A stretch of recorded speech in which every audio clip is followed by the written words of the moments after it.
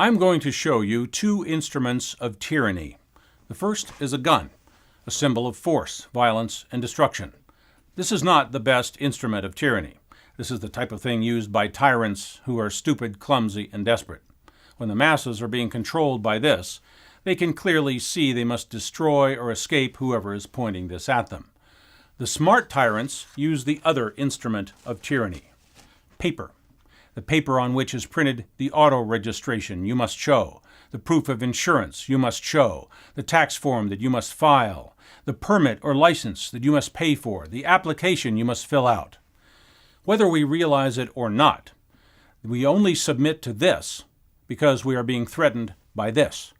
What if we knew they did not have this? Would we do this? I wouldn't. When we do this, we are really reacting to this, tyranny.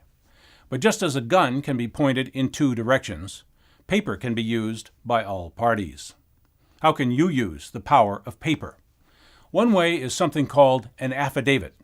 An affidavit seems simple and harmless. It's simply a sworn statement of fact signed by a notary. But a lot more people have been robbed with this than with this. A properly executed affidavit is law until it is rebutted by another affidavit. Suppose you send your mortgage lender an affidavit that says, you just discovered that the loan documents they asked you to sign have misrepresentations, lack of disclosure, or fraud. If you are wrong, you may go to jail for perjury. If you're right, you may get the deed to your house free and clear. An affidavit is a powerful thing. The author of an affidavit can take all the marbles. He can make the rules. In my affidavit, I can say, you hereby agree to pay me $50 a month unless you rebut this affidavit within 30 days. If you make the mistake of tossing that affidavit into your inbox and forgetting about it, 30 days later you are a slave to me. Under the law, $50 per month of your earnings belongs to me. That's the point of those cryptic notices from your credit card company. These are the new terms of your credit card. The law says that you agree and accept the presented terms unless you respond and refuse to accept. If you respond, you can change those rules all you want. All you have to do is respond. That notice they sent you is not enforcement of their rules. That is an opportunity for you to agree with their rules by remaining silent. Send a notice back saying, you may not charge me any late fees, and I will not pay more than 5% interest on my credit card charges, and those are the terms you must accept if you wish to have me as a credit card customer. If the credit card company does not rebut or cancel your card within your time limit, you are legally entitled to the terms you offer.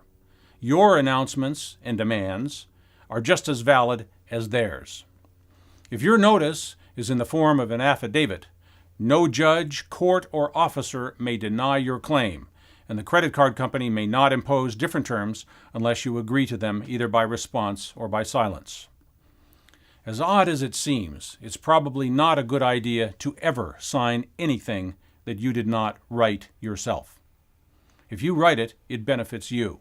If they write it, it benefits them, and it probably costs you in a big way.